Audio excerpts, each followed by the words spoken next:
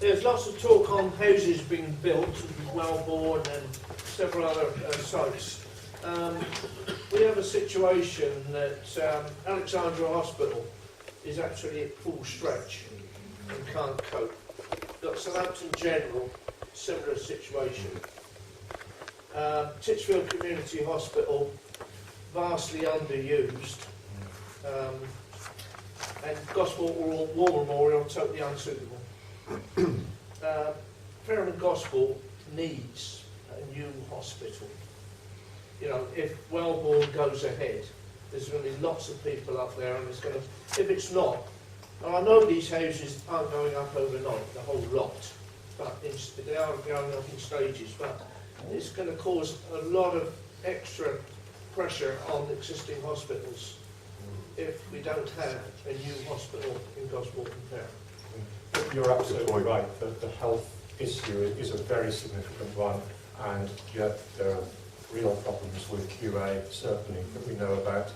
But you highlighted part of the solution when you said the Fareham Community Hospital is so underused. In fact, it's about a third, running at about a third of the capacity of the rooms that are in it, and when they're booked out. It's not owned by NHS. Pardon? It's not owned by NHS. Nor is the QA. Right.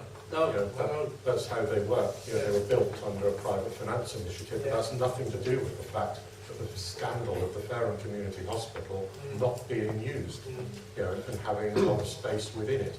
It also has land still owned by the health authorities for approximately as much again in terms of build for extending the hospital. And of course what we've seen is a bugbear of mine, I'm sure it is of many people's, all we've seen in Fareham is loss of health facility. We lost Blackbrook Maternity Hospital, we lost St Christopher's for care of the elderly. We've never been able to gain a minor injuries unit, for instance, which is something that would really take the pressure off a hospital like QA and Southampton. So there is a lot of scope to develop the community hospital at Fareham, and you've absolutely identified that it's very underused, and there is work to be done there. Clearly there are going to need to be health facilities within Welborne as well, and we've heard in this application a health centre as part of it.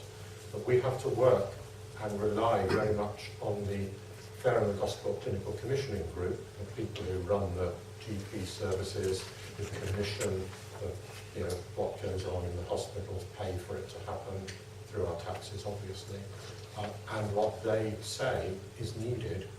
Where Welborne is concerned, we've got to make sure it goes in there, but we do rely on them to tell us. You know, and then the engagement, shall we say, probably hasn't been as brilliant as it should be to date throughout this planning process. So it's something that absolutely does need to be got right, but you're right to highlight the Fareham Community Hospital issue, and also that this isn't all going to happen overnight. In fact, the last housing is the housing that goes in nearest to where we are at the moment. But yeah, it's a very real issue that needs sorting. And then, of course, even if someone builds a health centre or extends a hospital, then of course it's the staff that need to be in it, and the GPs that are going to be in the health centre, and that's a whole other challenge for the NHS to sort out. And of course GPs aren't employed by the NHS either. You know, they are private businesses, private companies that contract their services to the NHS, so it's not so easy to tell them, you know, multiply and, you know, create more of you and get in the health centre. So it is very, very